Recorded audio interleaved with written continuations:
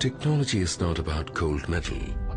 It's about giving people access to a healthier life so that they can be there for their loved ones.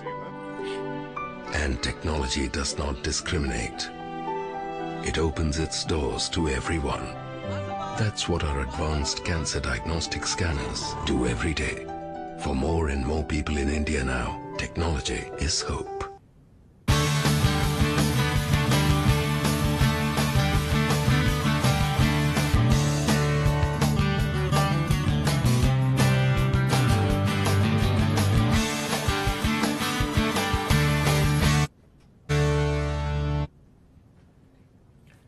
Well, lightning may not strike twice, but the West Indies batting surely knows how to. They've done it again. They were 2 down at lunch, and they've gone from 93 for 2 to 182 all out. 8 for 89 in this session. No prizes for guessing whose session it is. Welcome to Match Point. This is our little segment, which is a special segment, which is going to be called Tendulkar at Tea, and we're going to tell you why that is in about 3 or 4 minutes' time. But before that, we've got to talk about the match, because the West Indies have ensured we talk as much as we can about their batting. Sanjay, well, it's happened again, and you called it. You said it could happen with the West. Forget the pitch and everything else. It'll happen with this West Indies batting lineup.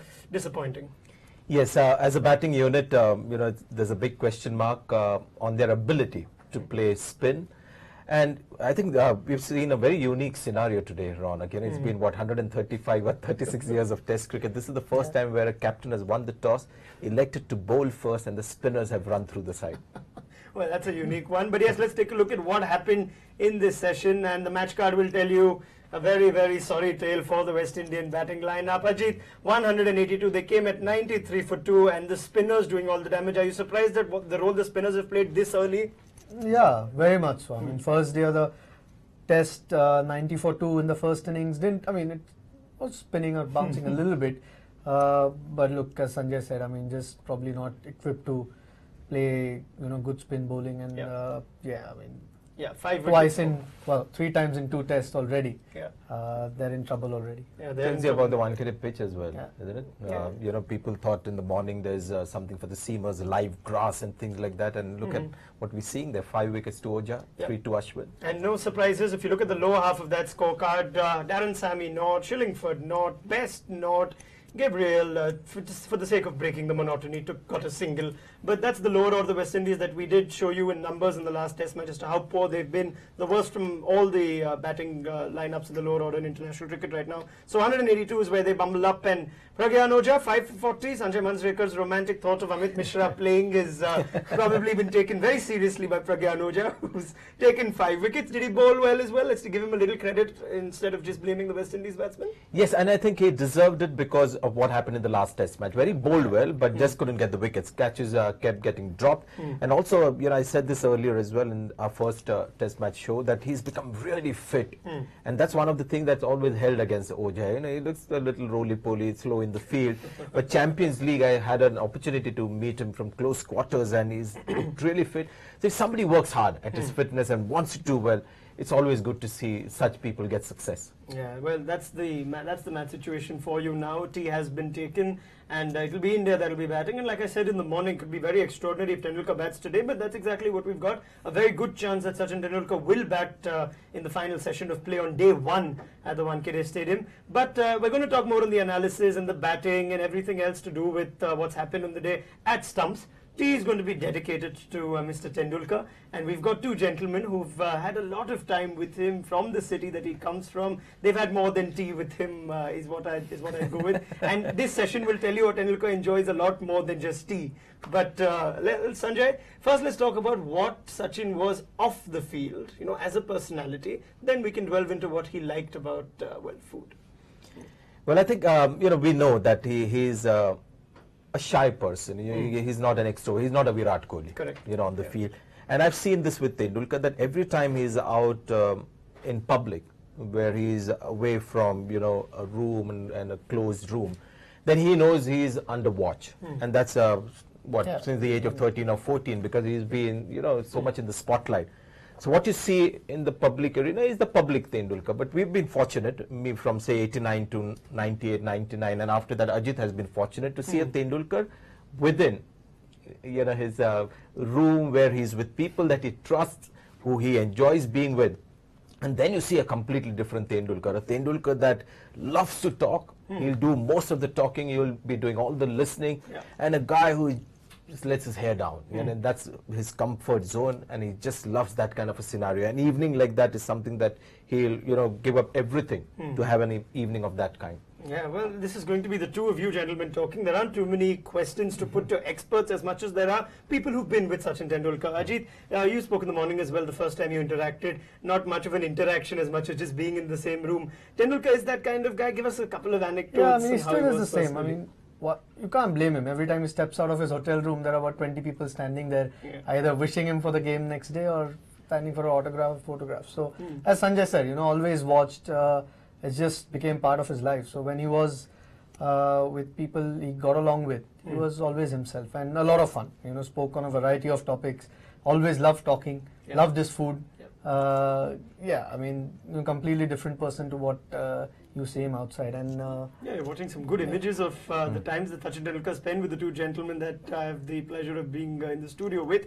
Sanjay, nice headband back then, isn't it? And Ulta MRF, just I thought it brought luck, but very impressive, strong legs there in that last photograph of Ajit Agarkar. We saw this one in the last test as well. He always needed my shoulder, to put in those good performances. He needed me to help him get a little propped up. Let's ask you something on which he didn't need much help on. He's quite a foodie, like Ajit said, loved his food. Couple of things on what sums up Tendulkar and his love for food.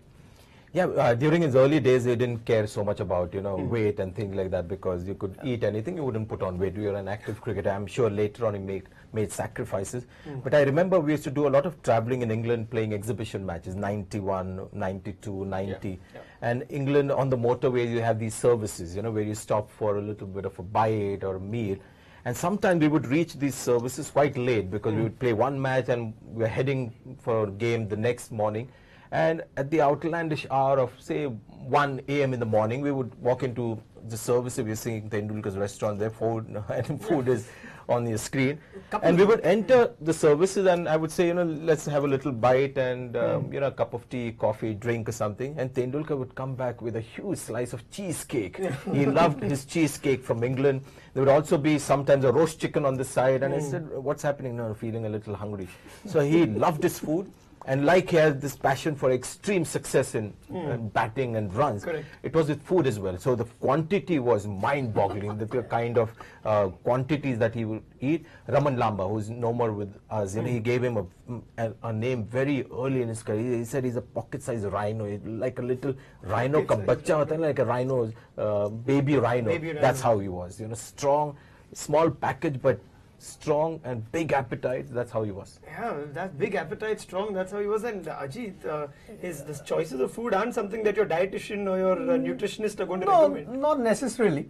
As Sanjay said, later on he got a bit more sort of watchful about what he ate, or maybe had a day off when he would go. I remember when we won a test at Headingley, we went out for dinner to a fish and chips restaurant, and there was a challenge. If you could finish a particular amount of food, it was on the house, and he didn't even blink. It was easy, and he could have eaten more. He said, "But I need to control now," and that's how much he loves his food. And that was one of our things that we got along with, initially when I started, because I love food, and a lot of guys in the team over the years like Indian food, and both of us like to try different sort of cuisine. So. That's one of the things that we got along with. So he was this foodie everywhere, all throughout the world, wherever he used to go try different things? Yeah, love to. And he genuinely enjoys it, not because he wants to try it, he actually likes food. And now I think he'll have license for it after another 4 days. Yeah. I remember this game, I think we were in Valsad. We played this Bombay-Gujarat match in Valsad, and he had a stomach bug and, couldn't take the field. So he was off the field for a good couple of hours, loose motions and everything, and resting, feeling really weak. And the match finished in the evening. We were all sitting in the room, and everyone having their food, ordering room service. And there are these people always there, wherever you go, who bring you home cooked food, saying that you people always travel, eat hotel food, take this. And there was this lady who got us a dabba, typical stainless steel dabba with fish curry inside. Okay. And fish curry as in bright red in color and with fat and oil right up the top, and you could see spice in that.